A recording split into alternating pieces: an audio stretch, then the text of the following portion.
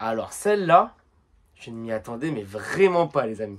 Les amis, bienvenue dans cette nouvelle critique de l'épisode 3 de Secret Invasion, la nouvelle série de Marvel, vous connaissez déjà. Les amis, on est à la moitié de la série et qu'est-ce que c'est toujours un plaisir de regarder cette série les amis. Je prends un maxi plaisir de regarder cette série, c'est affolant les amis. Pour moi, je ne vais pas m'avancer, hein, mais pour moi, c'est à la limite de la meilleure série Marvel, en tout cas qu'on a eu dans le MCU. Je ne compte pas la série Daredevil parce que pour moi ça reste excellent.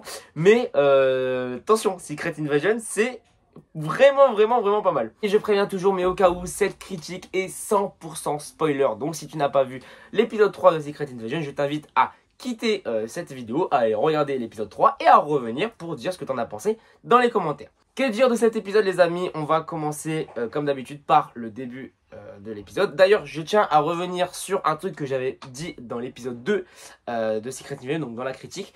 J'avais dit que je ne savais pas si Nick Fury connaissait, savait si sa femme était un Skrull ou pas. Je ne savais pas si il était au courant du coup que sa femme était un Skrull ou pas.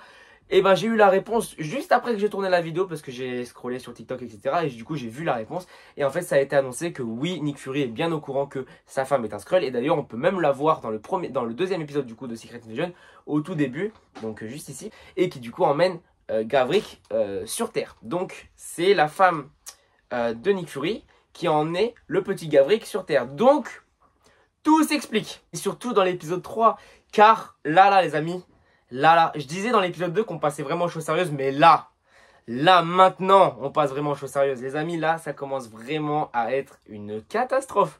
Pour l'instant, je sais toujours pas comment Nick Fury va pouvoir s'en sortir. Les Skrulls deviennent des super Skrulls. Mais alors là, les amis, déjà que rien qu'un Skrull qui se métamorphose en une personne, c'est déjà un gros bordel. À chaque fois, je le dis dans toutes les critiques, c'est vraiment un énorme bordel parce que tu sais pas qui est qui. Mais là, le côté où ils deviennent des super Skrulls, surtout que là, Gavrik, il a plus aucun scrupule. De toute façon, on le savait déjà dès le début, mais il est vraiment à fond dans son objectif. Et ça, encore une fois, moi, je kiffe. Parce que c'est ce qu'on veut dans une série. Ce qu'on veut, c'est un méchant. Et là, on a ça. On a un méchant qui a un but et qui s'en fout du reste. Il se bat pour les Skrulls. Il en a rien à foutre de l'espèce humaine. Tout ce qu'il veut, c'est pouvoir protéger les Skrulls et pour les remplacer avec les humains pour qu'ils aient leur terre, leur planète. D'accord, la planète Skrull. Donc, il est en train de développer, entre guillemets, une machine ou un moyen, un sérum, je sais pas trop, j'ai oublié comme ça. Mais du coup, pour qu'ils deviennent des super Skrulls, Nick Fury, je sais vraiment pas comment il va s'en sortir. Nick Fury, c'est la même chose, ça se voit qu'il est dépassé par les émotions. J'ai été content, mais ça on le savait, qu'ils allaient du coup se rabibocher avec Talos. D'ailleurs, ça me fait beaucoup trop rire. J'ai l'impression d'ailleurs que Talos, c'est un peu lui, la femme de Nick Fury, parce que clairement, quand tu les vois s'embrouiller, t'as l'impression que c'est une embrouille de couple. Vraiment, c'est tous les deux, ils se chamaillent et tout ça. Moi, je kiffe d'ailleurs leur moment à deux. Moi, je passe un excellent moment à chaque fois quand je regarde l'épisode. On est au milieu de la série, et là, vraiment, l'enjeu... c'est toujours le même, hein. Les Skrulls, ils ont toujours 2, 3, 4, 5 coups d'avance, quoi. Gaïa, on est obligé de parler de Gaïa, on est obligé. Même si c'est la fin de l'épisode, je suis obligé d'en parler maintenant. Les amis, Gaïa. Donc Gaïa, maintenant, on était sûr qu'elle était 100% du coup du côté de Talos. On sait que c'est elle l'infiltrée, on sait qu'elle donne tous les scoops à Talos, et on sait que elle est vraiment de notre côté. Mais là, Gavrik, il a eu aucun scrupule. Bam! Hop, au revoir Gaïa, plus de Gaïa. C'est fini, Gaïa elle est décédée, elle est morte. Mais alors ça les amis, je ne m'y attendais mais vraiment pas. Normalement un personnage comme ça, dans les séries etc, ça ne meurt pas dès le début. Ça meurt à la fin, peut-être, ok, pourquoi pas, pour mettre un terme à la série. Mais là, on est au milieu de la série, Gaïa est morte, Agent Hills est mort. On a déjà 2 morts importants en 3 épisodes. C'est affolant, c'est affolant. Je sais pas où est-ce que ça va aller. J'ai très peur pour la suite. Encore une fois, comme j'avais dit dans l'épisode 1, j'ai très peur pour Nick Fury. Parce que, avec tout ce qui se passe, je me dis, à tout moment, Nick Fury, il peut aussi mourir, quoi. Et je pense que ça peut être la finalité des choses. Donc, j'ai peur par rapport à ça. Et surtout, comment ça va se finir, quoi. Là, on est vraiment dans un dilemme et dans une problématique qui est vraiment importante. Pour une série comme ça, parce que de base les séries Marvel, c'est plus ça va t'apporter des petites informations pour les grands films. Mais là, j'ai l'impression que Secret Invasion, c'est vraiment important. C'est super important. On voit que bah là il y a une vraie importance quoi. Il y a 1 million, et encore plus parce que du coup 1 million de scrolls c'était quand ils sont arrivés sur Terre. Je pense que ça s'est développé depuis, donc tu sais pas combien il y a de temps il y a de scrolls sur Terre. C'est affolant. D'ailleurs il y a une scène, oh mon dieu, il y a une scène, j'ai kiffé. Il y a une scène, vraiment j'étais devant mon ordinateur, j'ai fait oh. C'est la scène où Gavrik parle du coup avec Talos.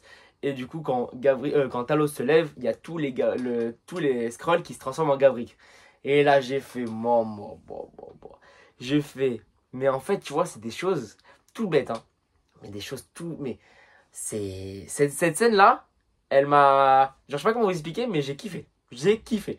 Et vraiment, Secret Invasion, ce que je veux dire sur cette série, c'est que c'est une série que je trouve excellente parce que j'ai pas l'impression qu'il y ait un énorme fonds financier dans cette série. Je trouve pas que c'est une série hyper chère. En tout cas, j'ai pas l'impression. Et pourtant, c'est excellent, quoi. Alors que maintenant, dans les films, dans les séries d'aujourd'hui, t'as l'impression qu'il faut mettre tous les effets spéciaux, il faut mettre tout le budget, il faut tout mettre. Alors que là, la série est top. La série est top. C'est vraiment trop bien. Il y a un personnage que je n'ai pas parlé depuis tous les critiques de Secret Invasion, c'est ce personnage-là. Ce personnage-là, je ne peux pas me le voir. Quand je le vois, je suis en mode, oh non. Parce que lui, il ne sert à rien. Il ne sert à rien, mais pour l'instant. Je pense que par la suite, on ne sait pas. D'ailleurs, on sait aussi que, apparemment, la série va nous montrer un personnage qu'on connaît depuis très longtemps et qui est un Skrull. Et ça, je pense que ça, du coup, ça sera dans le dernier épisode, qui est l'épisode 6. Et j'ai hâte de savoir. Parce que, bon, dans mes théories, pour moi, Nick Fury, je pense pas. Ou alors, en tout cas, moi, ça me choquerait pas plus que ça. Rod, Rod, en fait, je pense que ça peut être Rod. Parce que déjà, Rod, moi, j'en ai parlé dans la critique de l'épisode 2, mais je le trouve vraiment méchant. Pas naturel, pas comme d'hab. D'ailleurs, je sais pas si c'est dans cet épisode ou dans l'épisode 2 où il faisait des blagues et tout sur la Slovaquie et tout. Genre en mode bombarder la Slovaquie et tout. Enfin, des blagues un peu bizarres. Enfin, pas comme l'agent Rhodes qu'on connaît en fait dans les Iron Man 3, Iron Man 2, Iron Man 3, Civil War, Avengers, enfin tout ça quoi. Là je le trouvais vraiment différent, donc je mise en tout cas sur Rhodes en tant que Skrull. En tout cas si c'est pas lui, je sais pas qui ça pourrait être. Mais j'ai hâte en tout cas de voir ça. Et j'ai hâte de voir la fin de la série. C'est une série que je kiffe, qui est vraiment super. Je sais pas quoi dire de plus sur cette critique. À part que bah, l'épisode 3 est excellent, l'épisode 2 était super, l'épisode 1 super. Donc ça va de mieux en mieux. Et je trouve que la série, je sais pas où est-ce qu'elle va s'arrêter. Parce que comme j'ai dit, il y a eu 2 morts entre guillemets importantes en 3 épisodes. Tu sais pas où la série peut t'emmener, mais ça se voit qu'il n'y a aucun scrupule sur cette série. Et ça fait du bien. Franchement, ça fait du bien. Parce que sincèrement, entre le She-Hulk qu'on avait eu, le Miss Marvel qu'on avait eu, Thor et Love and Thunder, bah Ant-Man. Enfin, en ce moment, Marvel, c'est chaud, quoi. Pour des fans, ok, mais... Enfin, même pour les fans, c'est chaud, quoi. En ce moment, c'est chaud. Mais là, merci Marvel. Merci de nous pondre une série sans forcément beaucoup de budget, sans forcément énormément d'effets spéciaux, mais une série qualitative. Et ça, c'est ce qu'on voulait. Les amis, j'ai beaucoup bégayé en tout cas sur cette vidéo, je suis vraiment désolé.